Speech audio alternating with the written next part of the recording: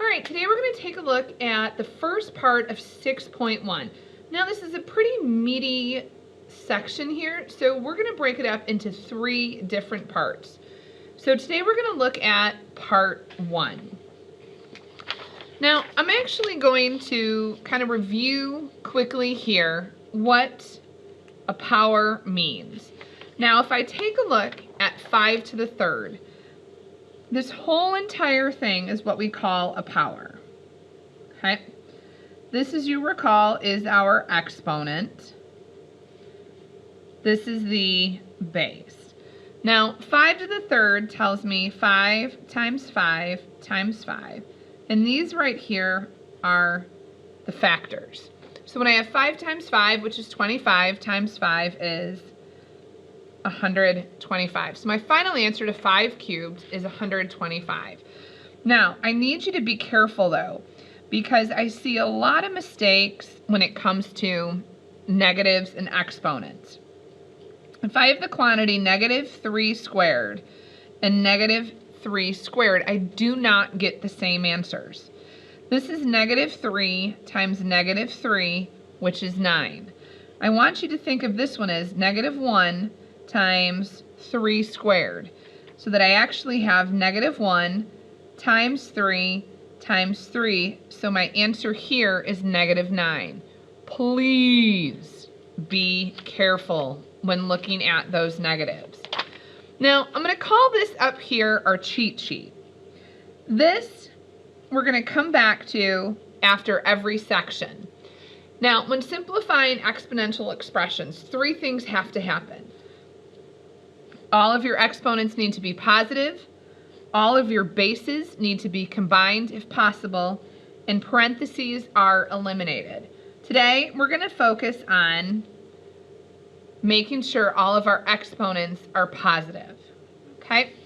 Now, as you recall with exponents, 4 squared is 4 times 4, which is 16.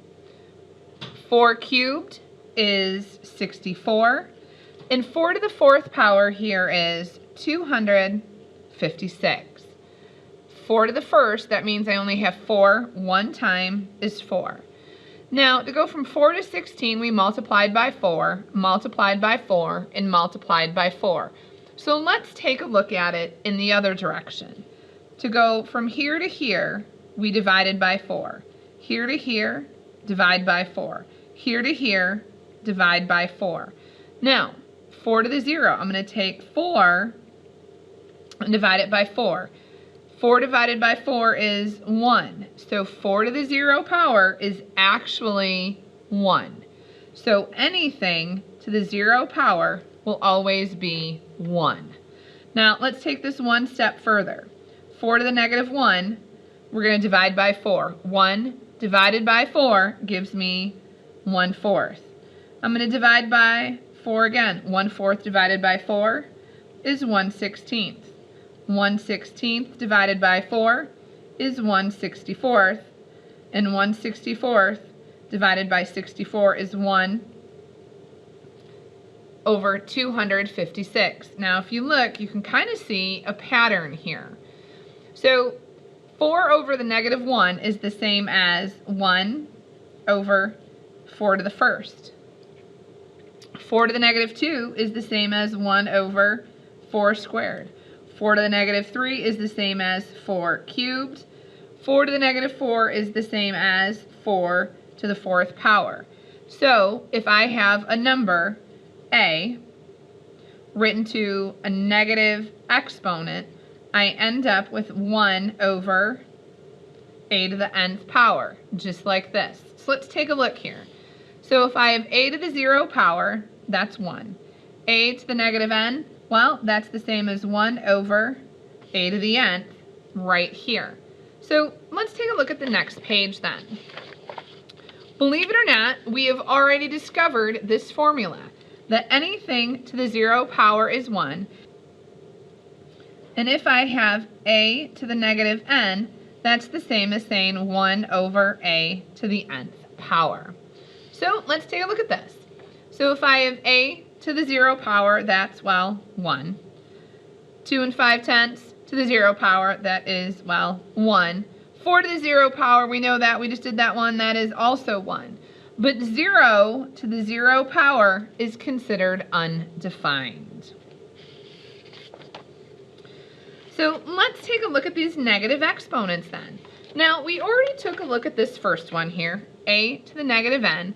That would give us 1 over a to the nth power. Now, let's take a look here. We've got negative 3 to the negative second power. So I'm going to rewrite this as negative 3 to the second power. So I have 1 over negative 3 to the second power. Well, what is negative 3 to the second power? That is 9. So my answer here is 1/9. Now, this is just like saying negative 3 times negative 3. So that's where my 9 came from. Here's another be careful moment. If you had negative 3, notice no parentheses, to the negative second, this right here is like saying negative 1 times 3 to the negative second. So what would this look like? Well, that would be negative 1 times 1 to 3 squared, because here's my negative 1, 3 to the second power, we turned into a fraction, is the same as negative 1 times 1/9, which gives us negative 1/9. So look at the difference here. You need to be very careful with those negatives. So now if we've got 4 to the negative second, that's the same as 1 over 4 squared, which is the same as 1/16. So go ahead, hit pause, and try it. When you're done, hit resume. All right. 6 and 7/10 to the 0 power is 1. Here we're going to end up with 1 times negative 2 to the 4th, which is the same as 1/16. Nice job. Okay, so this one's going to get a little bit more complicated here. What I'm going to do is do this one step at a time. So if I have 4x to the 0 power over y to the negative third, all I did was rewrite it. Now I'm going to do this one chunk at a time. So if I have x to the 0 power, that's the same as 1.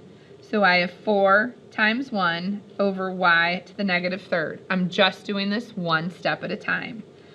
4 times 1 is, well, 4 y to the negative over y to the negative third. Now, this one can get a little complicated, so let me explain why this is happening here. So I'm going to take a look at the y. If I have 4 times y to the negative third, I can't have a negative exponent here.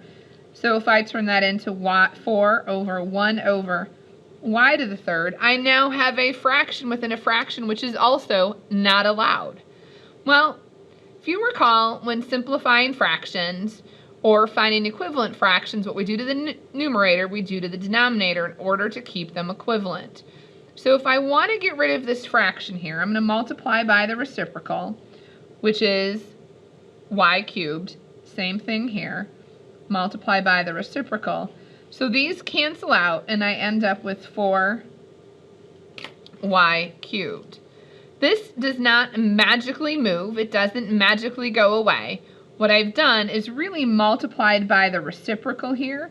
So I end up with 4y to the third power. So what are we really looking at? Well, just to review, if I have a to the negative n, that's the same as saying 1 over a to the nth power. Now, let's take it the other way. If I have 1 over a to the negative nth power, I end up with a to the nth.